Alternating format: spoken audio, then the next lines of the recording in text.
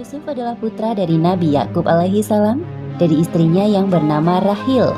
Dari pernikahannya dengan Rahil, lahir 2 orang anak laki-laki, yaitu Yusuf dan Bunyamin. Nabi Yakub juga memiliki anak-anak dari istri yang lain.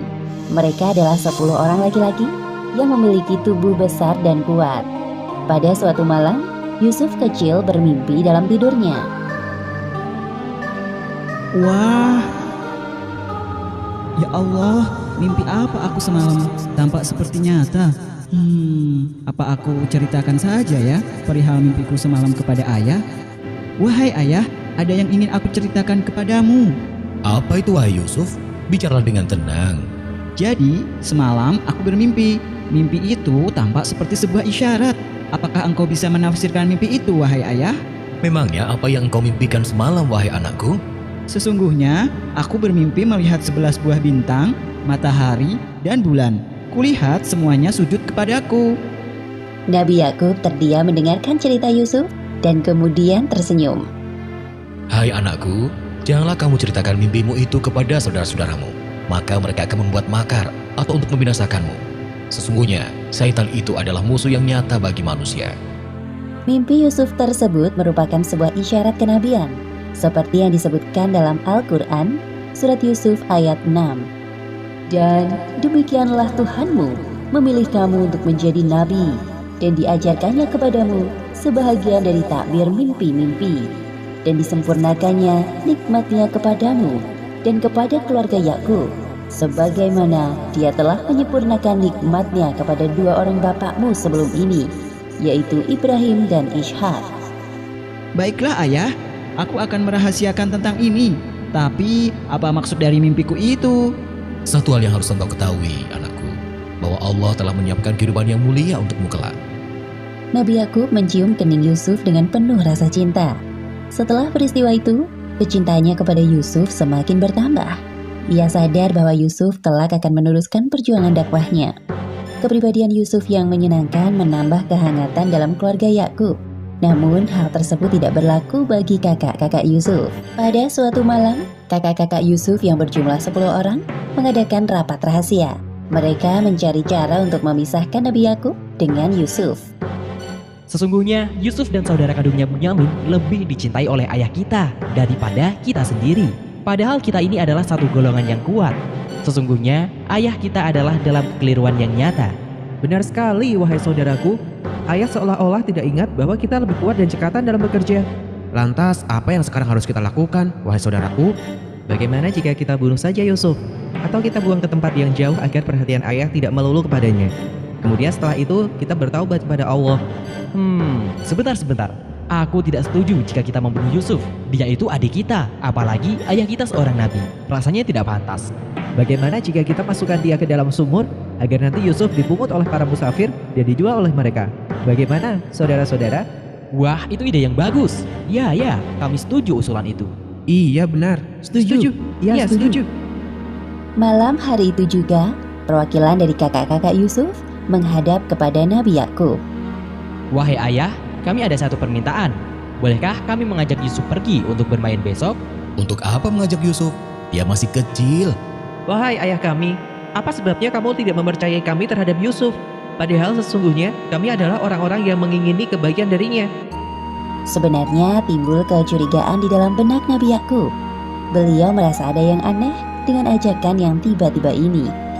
Sebenarnya ayah berat untuk melepaskan Yusuf bersama kalian. Biarkanlah ia pergi bersama kami besok pagi, agar dia dapat bersenang-senang dan dapat bermain-main. Dan sesungguhnya kami pasti menjaganya. Nabi Yakub masih saja terdiam. Beliau punya firasat buruk tentang kakak-kakak Yusuf yang bisa saja mencelakai adiknya. Sesungguhnya kepergian kamu bersama Yusuf amat menyedihkanku. Dan aku khawatir kalau dia dimakan serigala, sedang kamu lengah daripadanya. Jika ia benar-benar dimakan serigala, sedang kami golongan yang kuat, sesungguhnya kami kalau demikian adalah orang-orang yang merugi. Benar yang dikatakannya, wahai ayah, engkau tidak perlu khawatir. Kami ini bersepuluh akan menjaga Yusuf dengan baik. Baiklah, kalau begitu, aku izinkan Yusuf ikut bersama kalian. Jaga diri kalian baik-baik. Keesokan harinya, Semoga Allah SWT selalu menjaga anakku dimanapun mereka berada. perjalanan pun dimulai. Kak, kita ini mau kemana? Kenapa tidak sampai-sampai dari tadi? Sudahlah Yusuf, bersabarlah. Sebentar lagi kita juga sampai. Nanti puaslah engkau bermain di sana. Baiklah. Perjalanan tiba-tiba berhenti. Wahai Yusuf, tahukah engkau maksud kami sebenarnya membawamu ke tempat ini? Kakak-kakaknya memasukkannya ke dalam sumur. Kita tinggal bawa baju Yusuf ini dengan lumuran darah kambing agar ayah percaya bahwa Yusuf telah meninggal dimakan serigala. Baik, ayo kita segera pergi dari tempat ini sebelum ada orang lain yang melihat. Ayo. Sepeninggal kakak-kakaknya, Yusuf meringkuk di dalam sumur sambil terus berdoa kepada Allah. Seperti yang disebutkan dalam Al-Quran, surat Yusuf ayat 15. Dan di waktu dia sudah di dalam sumur, kami wahyukan kepada Yusuf, sesungguhnya kamu akan menceritakan kepada mereka perbuatan mereka ini, sedang mereka tiada ingat lagi. Hari ini lebih gelap dari malam-malam sebelumnya, seolah menggambarkan perasaan Nabi Yakub yang gelap. Beberapa kali timbul rasa takut saat teringat akan Yusuf. Tak henti-hentinya beliau berdoa kepada Allah agar selalu memberikan perlindungan kepada anak-anaknya, khususnya Yusuf. Assalamualaikum, ayah, kami datang. Waalaikumsalam. Masuklah nak. Nabi Yakub bergegas menuju ke sumber suara. Beliau memperhatikan satu persatu anak-anaknya yang baru datang. Namun tak tampak Yusuf di antara mereka. Di mana Yusuf? Kenapa dia tidak bersama kalian? Wahai ayah kami, sesungguhnya kami pergi berlomba-lomba dan kami tinggalkan Yusuf di dekat barang-barang kami. Lalu dia dimakan serigala. Ayah, cepat ambilkan minum untuk ayah. Tenanglah ya, minumlah ini dahulu. Ayah, sekali lagi maafkan kami. Kami sungguh merasa menyesal mengajak Yusuf ikut serta. Apa ini? Seperti yang disebutkan dalam Al-Quran, surat Yusuf ayat 18. Mereka datang membawa baju gamisnya yang berlumuran darah palsu. Yusuf, anakku. Ayah masih tidak bisa percaya. Wahai ayah, dan kamu sekali-kali tidak akan percaya kepada kami, sekalipun kami adalah orang-orang yang benar. Sebenarnya dirimu sendirilah yang memandang baik perbuatan yang buruk itu. Maka kesabaran yang baik itulah kesabaranku. Dan Allah sajalah yang dimohon pertolongannya terhadap apa yang kamu ceritakan. Kemudian Nabi Yakub berdiri dari duduknya dan masuk ke dalam kamarnya sambil memeluk baju gamis Yusuf yang berlumuran darah. Sepeninggal Yusuf, Nabi Yakub menjalani hari-harinya dengan kurang bersemangat, apalagi saat muncul rasa rindunya kepada Yusuf. Setiap hari, Nabi Yakub selalu berdoa untuk Yusuf setiap kali rasa itu muncul. Ya Allah, ya salam, maha penyelamat makhluknya. Hamba mohon, jikalau Yusuf masih hidup, berilah perlindungan kepadanya dimanapun ia berada. Allah menolong Yusuf dari sumur lewat perantara para musafir. Hei lihat, di sana ada sumur. Siapa tahu ada air di dalamnya. Baiklah, kita istirahat dulu di dekat sana. Aku juga sangat kehausan dari tadi. Ini seorang anak muda. Ada apa wahai saudaraku? Mengapa engkau berisik sekali? Hei, kalian, tolong bantu aku mengeluarkan anak ini. Para musafir itu bersama-sama menolong Yusuf keluar dari sumur. Setelah kenyang meneguk air sumur, mereka meneruskan perjalanan. Sedangkan Yusuf ikut serta bersama, seperti yang disebutkan dalam Al-Quran, surat Yusuf ayat 19. Kemudian mereka menyembunyikan dia sebagai barang dagangan, dan Allah Maha mengetahui apa yang mereka kerjakan. Ramai sekali pasar ini. Wahai saudaraku, sepertinya anak muda ini dapat kita jual di sini. Wahai Al-Aziz, aku punya seorang budak. Dia anak muda yang tampan. Siapa tahu engkau berminat mempekerjakannya di rumahmu. Biarkan aku melihatnya dulu. Kemudian musafir itu mengajak Al-Aziz menemui Yusuf di rombongannya. Pada saat melihat Yusuf, muncul rasa senang dalam hati Al-Aziz. Tanpa banyak berpikir, beliau menerima tawanan musafir. Berapa engkau menjualnya padaku? Sebagaimana yang disebutkan dalam Al-Quran, surat Yusuf ayat 20.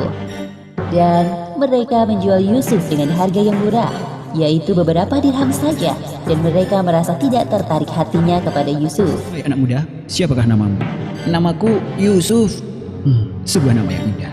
Sekarang engkau Yusuf, ikutlah bersamaku. Akhirnya Yusuf dibawa pulang oleh Al-Aziz bersama para pengawalnya.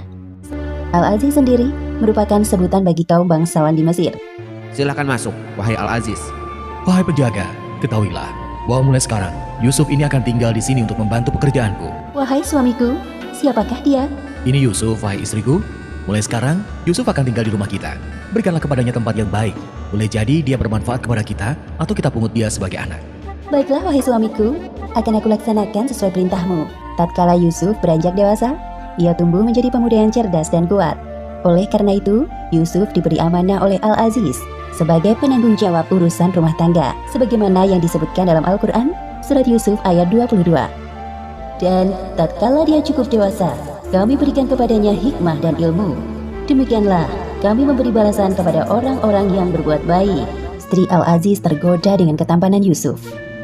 Wahai Yusuf, Zulaikha memanggilmu ke ruangannya. Sepertinya ada tugas untukmu. Baik, aku akan segera menemuinya. Masuklah wahai Yusuf, pintunya tidak terkunci. Ada yang bisa aku bantu, wahai Zulaikha? Pada saat itu, Yusuf sama sekali tidak berpikiran buruk kepada istri tuanya itu. Wahai Yusuf, kemarilah. Aku ingin minta pendapatmu tentang baju yang sedang aku kenakan ini. Apakah aku cocok memakainya atau tidak? Astaghfirullahaladzim. Maaf sebelumnya. Apa yang sebenarnya engkau butuhkan sampai harus memanggilku ke sini? Wahai Yusuf, apakah engkau tidak mendengar ucapanku barusan? Aku berlindung kepada Allah. Sungguh tuanku telah memperlakukan aku dengan baik. Zulaikha terus menggoda Yusuf, namun keimanan Yusuf kepada Allah Subhanahu wa Ta'ala sangat kuat. Seperti yang disebutkan dalam Al-Quran, surat Yusuf ayat 24. Demikianlah agar kami memalingkan darinya kemungkaran dan kekejian. Sesungguhnya Yusuf itu termasuk hamba-hamba kami yang terpilih. Ada apa ini? Tolong jelaskan padaku. Apa yang sebenarnya terjadi, wahai istriku? Para pelayan yang mendengar suara ribut-ribut mulai berdatangan karena ingin tahu apa yang sebenarnya terjadi. Apakah pembalasan terhadap orang yang bermaksud berbuat serong dengan istrimu selain dipenjarakan atau dihukum dengan azab yang pedih? Benarkah yang istriku katakan, wahai Yusuf? Dia menggodaku untuk menundukkan diriku kepadanya. Sungguh, aku mengatakan kebenaran, wahai Al-Aziz. Aku belum bisa memutuskan siapa yang berkata benar dan siapa yang berkata dusta. Karena posisiku tidak berada di rumah sebelum ini. Maka aku butuh penjelasan dari saksi di rumah ini. Wahai pelayan, katakan pendapatmu tentang masalah ini. Wahai Al-Aziz, jika baju gamisnya koyak di muka, maka wanita itu benar dan Yusuf termasuk orang-orang yang dusta. Dan jika baju gamisnya koyak di belakang, maka wanita itulah yang dusta dan Yusuf termasuk orang-orang yang benar. Wahai Yusuf, coba aku lihat baju gamismu. Wahai istriku, sesungguhnya kejadian itu adalah tipu daya kamu. Sesungguhnya tipu daya kamu adalah besar. Maafkan aku, wahai suamiku. Wahai Yusuf, berpalinglah dari ini. Terima kasih banyak atas kebijakanmu, wahai Al-Aziz. Dan kamu, wahai istriku, mohon ampunlah atas dosamu itu. Karena kamu sesungguhnya termasuk orang-orang yang berbuat salah. Apa? Istri Al-Aziz menggoda budaknya? Apa aku tidak salah dengar? Kabarnya budaknya itu sangat tampan. Oleh sebab itu, Zulaikha terpikat. Wahai pelayan, apakah para wanita di luar sana sedang membicarakanku? Iya, mereka penasaran dengan ketampanan Yusuf yang membuatmu berani berbuat nekat. Maka, tatkala wanita itu, Zulaikha, mendengar cercaan mereka, diundanglah wanita-wanita itu dan disediakannya bagi mereka tempat duduk dan diberikannya kepada masing-masing mereka sebuah pisau untuk memotong jamuan. Wahai Yusuf, keluarlah sebentar, nampakkan dirimu kepada mereka. Maka tatkala wanita-wanita itu melihatnya, mereka kagum kepada keelokan rupanya dan mereka melukai jari tangannya. Nabi Yusuf tidak menyangka bahwa kehadirannya membuat para tamu wanita itu melukai diri mereka sendiri. Nabi Yusuf berdoa kepada Allah agar diselamatkan dari godaan dan fitnah manusia. Doa Nabi Yusuf sebagaimana disebutkan dalam Al-Quran, surat Yusuf ayat 33. Wahai Tuhanku, penjara lebih aku sukai daripada memenuhi ajakan mereka kepadaku. Dan jika tidak engkau hindarkan daripadaku tipu daya mereka, tentu aku akan cenderung untuk memenuhi keinginan mereka. Dan tentulah aku termasuk orang-orang yang bodoh. Kemudian Allah menjawab doa Nabi Yusuf sebagaimana disebutkan dalam Al-Quran, surat Yusuf ayat 34. Maka Tuhannya memperkenankan doa Yusuf dan dia menghindarkan Yusuf dari tipu daya mereka. Sesungguhnya dialah yang maha mendengar lagi maha mengetahui. Wahai Al-Aziz, apakah benar bahwa engkau memanggil kami untuk memasukkan Yusuf ke dalam penjara? Wahai pengawal, ketahuilah bahwa sesungguhnya hal ini aku lakukan atas permintaan Yusuf sendiri dan agar supaya orang-orang tidak terus-terusan membicarakan Yusuf. Hal tersebut membuatnya tidak nyaman. Lagi pula, keberadaannya di penjara tak lama. Setidaknya sampai semua keributan ini selesai. Hari ini adalah hari pertama Nabi Yusuf masuk ke dalam penjara. Bersama beliau, ada pula para tawanan yang lain. Pemuda pertama adalah pelayan yang bertugas menyiapkan minuman raja. Sedangkan pemuda kedua adalah pelayan yang bertugas membuat roti untuk raja. Mereka ditangkap karena kecurigaan raja terhadap keduanya yang telah bersekongkol untuk meracuni makanan dan minumannya. Di dalam penjara, Nabi Yusuf terus berdoa kepada Allah. Beliau juga mengajak kedua temannya itu untuk kembali kepada ajaran yang benar, yaitu ajaran tauhid. Fenomena pada saat itu, kebanyakan manusia masih menyembah berhala yang beraneka rupa. Nabi Yusuf mendekati mereka dengan cara yang pelan dan sopan. Malam itu, kedua teman Nabi Yusuf di dalam penjara tertidur pulas. Keesokan harinya, kedua pelayan raja itu terbangun sambil termenung. Wahai Yusuf, semalam aku dan temanku ini bermimpi. Akhirnya, kedua pelayan raja itu menceritakan perihal mimpinya masing-masing kepada Yusuf secara bergantian. Nabi Yusuf mendengarkan cerita mereka dengan seksama. Wahai Yusuf, berikanlah kepada kami takbirnya. Sesungguhnya kami memandang kamu termasuk orang-orang yang pandai menakbirkan mimpi. Benar sekali yang dia katakan, wahai Yusuf. Aku rasa hanya engkau yang bisa menakbirkan mimpi kami dengan ilmu yang engkau miliki. Baiklah wahai saudaraku, dengarkan takbir mimpi kalian baik-baik.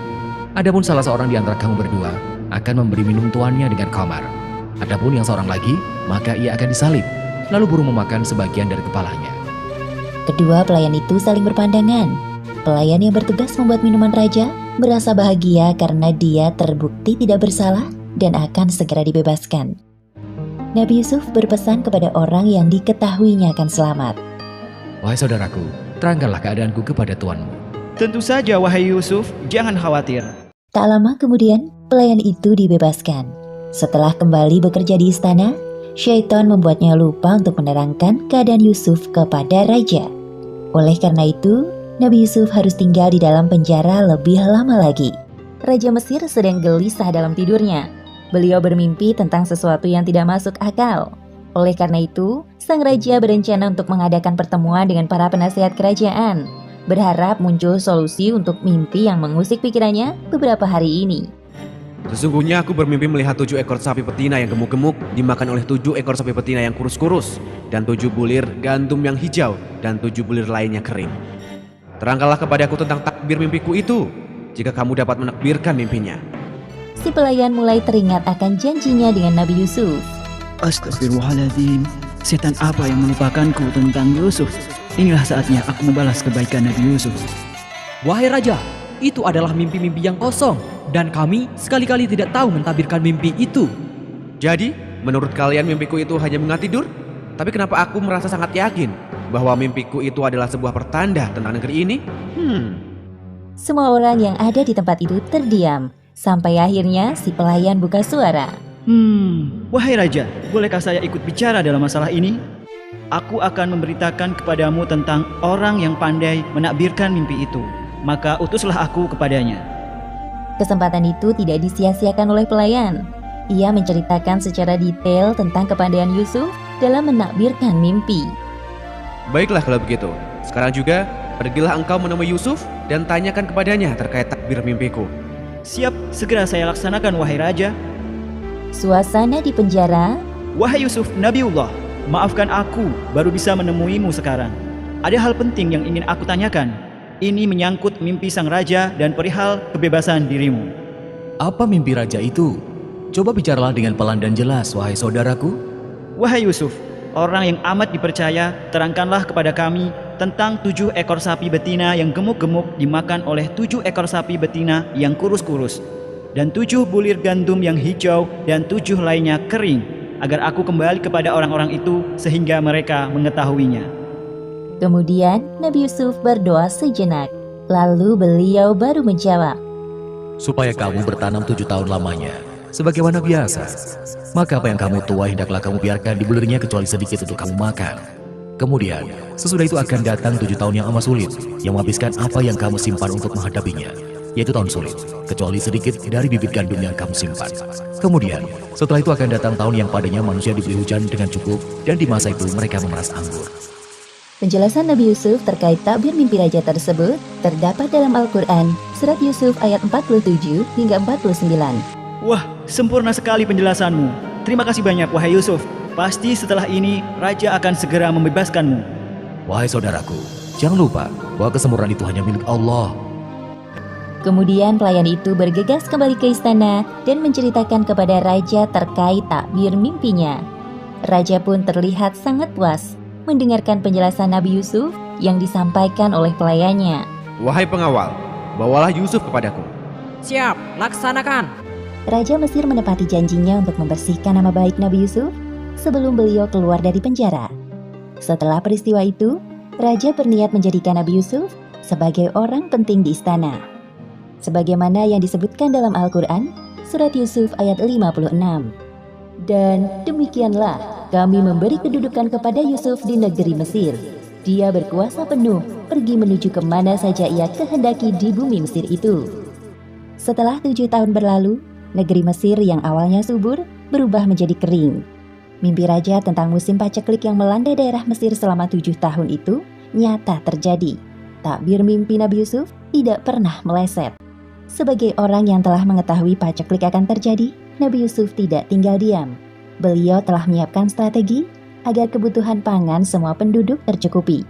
Sementara itu di tempat lain, paceklik juga melanda daerah Kan'an, kawasan tempat tinggal ayah Nabi Yusuf dan saudara-saudaranya. Kakak-kakak Yusuf yang berjumlah 10 orang berangkat menuju Mesir. Seperti yang disebutkan dalam Al-Quran, surat Yusuf ayat 58. Dan saudara-saudara Yusuf datang ke Mesir, lalu mereka masuk ke tempatnya.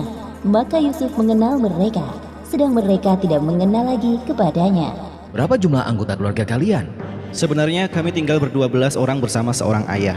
Namun malangnya satu adik kami pergi dan hilang di padang Sahara. Sedangkan satunya lagi tinggal di rumah menjaga ayah kami yang sudah tua.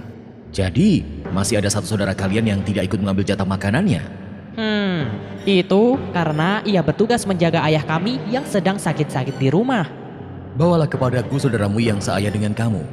Tidakkah kamu melihat bahwa aku menyempurnakan gandum dan aku adalah sebaik-baik penerima tamu? Sepertinya akan sulit untuk... Jikalau kamu tidak membawanya kepadaku, maka kamu tidak akan mendapat gandum lagi daripadaku, dan jangan kamu mendekatiku. Kepulangan para kakak-kakak Yusuf disambut gembira oleh Nabi Yakub dan Bunyamin. Salah satu kakak Yusuf teringat akan pesan Tuan Pembesar Mesir untuk mengajak Bunyamin dalam perjalanan selanjutnya. Wahai ayah, kami tidak akan mendapat gandum lagi jika tidak membawa semua saudara kami. Sebab itu, biarkan Bunyamin pergi bersama-sama kami supaya kami mendapat gandum. Dan sesungguhnya, kami benar-benar akan menjaganya. Benar sekali apa yang dikatakannya, wahai ayah. Ini adalah syarat yang diajukan oleh Pembesar Mesir. Sesungguhnya dia adalah orang yang baik dan sangat dermawan.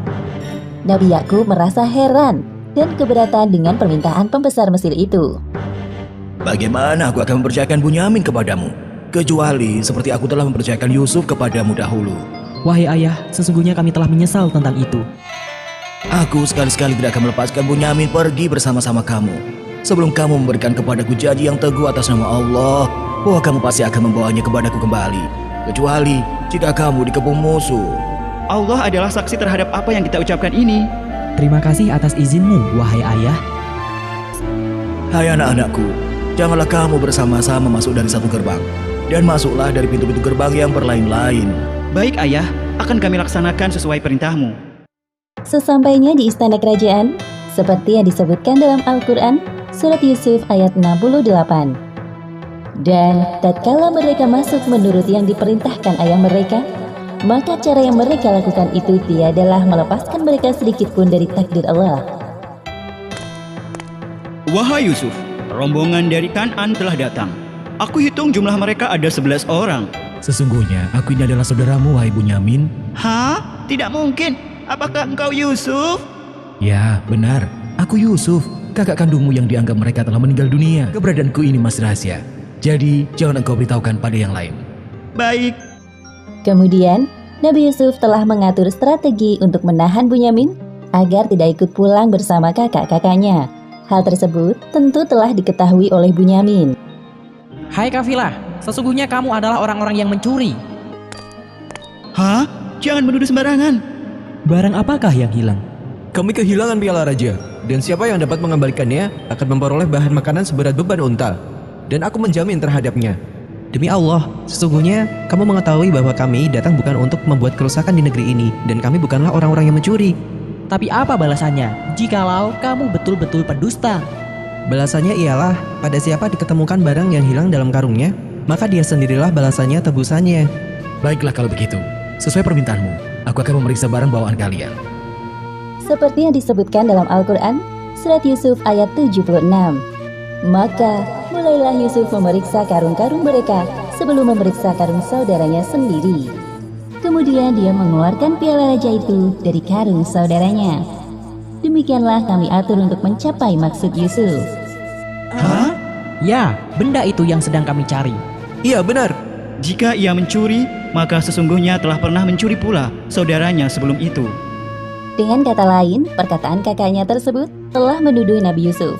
Maka Nabi Yusuf menyembunyikan kejanggalan itu pada dirinya dan tidak menampakkannya kepada mereka. Kamu lebih buruk kedudukanmu, sifat-sifatmu, dan Allah Maha mengetahui apa yang kamu terangkan itu.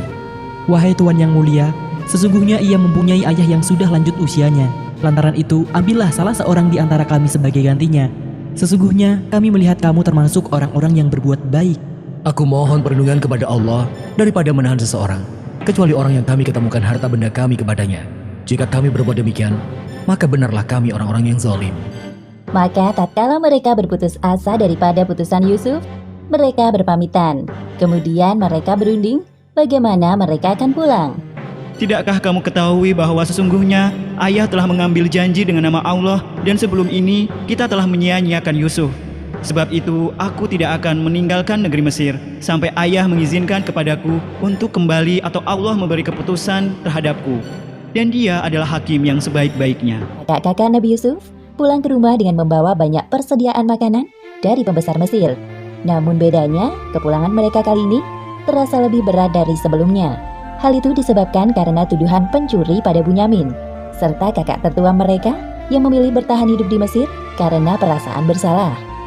Wahai anakku, mengapa kalian tampak sedih? Di mana Bunyamin? Kenapa pula kakak tertua kalian tidak ikut pulang? Kemudian mereka menceritakan kepada ayahnya semua kejadian di Mesir, termasuk masalah tuduhan pencurian yang menimpa Bunyamin. Astaghfirullahaladzim, ya Allah. Nabi Yakub sangat kecewa dan sedih, namun beliau mampu menahan amarahnya. Seketika itu juga Nabi Yakub teringat kepada Yusuf. Namun ayah, kami hanya menyaksikan apa yang kami ketahui, dan sekali-kali kami tidak dapat menjaga mengetahui barang yang gaib. Hanya dirimu sendirilah yang memandang perbuatan yang buruk itu. Maka kesabaran yang baik itulah kesabaranku. Mudah-mudahan Allah mendatangkan mereka semuanya kepadaku. Sesungguhnya, dialah yang maha mengetahui lagi maha bijaksana. Aduhai duka citaku terhadap Yusuf, andai dia ada di sini, pasti dia akan menghiburku. Nabi Yakub menjalani kesehariannya dengan menahan rasa sedih dan rindu kepada anak-anaknya yang belum kembali. Namun kerinduannya terhadap Yusuf terlalu dalam. Seperti yang disebutkan dalam Al-Quran, Surat Yusuf ayat 84. Dan kedua matanya menjadi putih karena kesedihan, dan dia adalah orang yang menahan amarahnya terhadap anak-anaknya. Beberapa hari telah berlalu.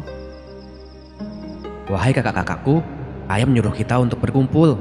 Baik, Hai anak-anakku, pergilah kalian. Carilah berita tentang Yusuf dan saudaranya. Dan jangan kamu berputus asa dari rahmat Allah. baik ayah, kami akan pergi hari ini juga mencari mereka. Ketahuilah nak, ayah selalu berdoa dimanapun kalian berada. Terima kasih wahai ayah. Nabi Yakub melepas kepergian anak-anaknya dengan penuh harap. Beliau yakin bahwa ujian yang menimpanya selama ini akan meninggikan derajatnya di sisi Allah. Assalamualaikum, kami pamit wahai ayah. Waalaikumsalam warahmatullahi wabarakatuh. Kak, apa rencana kita selanjutnya? Siapa orang yang dapat menolong kita? Aku juga bingung, namun sedari tadi bayangan pembesar Mesir itu muncul terus di kepalaku. Apa sebaiknya kita menemuinya untuk mengedukan permasalahan ini? Baiklah, aku setuju. Mari kita bergegas. Sebelum sampai di istana, mereka menemui kakak tertua dan kemudian bersama-sama menuju istana. Wahai pengawal, izinkan kami untuk bertemu dengan Tuan Besar. Tuan Besar yang mana? Kami tidak tahu siapa namanya. Tapi setahu kami, beliau adalah orang yang sangat mulia, dermawan, dan... Juga tampan. Ya, beliau sangat tampan. Oh, aku mengerti. Silakan ikut aku. Apa yang membawa kalian datang kemari? Wahai Al-Aziz, kami dan keluarga kami telah ditimpa kesengsaraan dan kami datang membawa barang-barang yang tak berharga. Maka sempurnakanlah gandum untuk kami. dan bersedekahlah kepada kami. Sesungguhnya Allah memberikan balasan kepada orang-orang yang bersedekah. Benar, wahai Al-Aziz.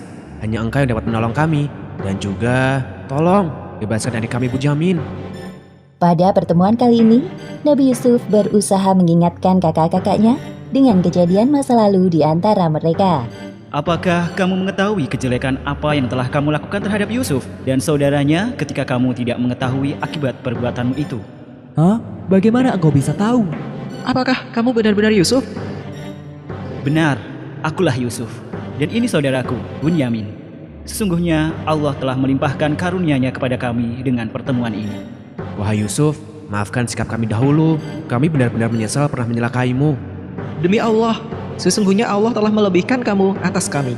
Dan sesungguhnya kami adalah orang-orang yang bersalah berdosa. Maafkan kami, wahai Yusuf. Nabi Yusuf adalah orang yang berhati besar dan lapang. Beliau memaafkan sikap kakak-kakaknya yang nyaris menghilangkan nyawanya.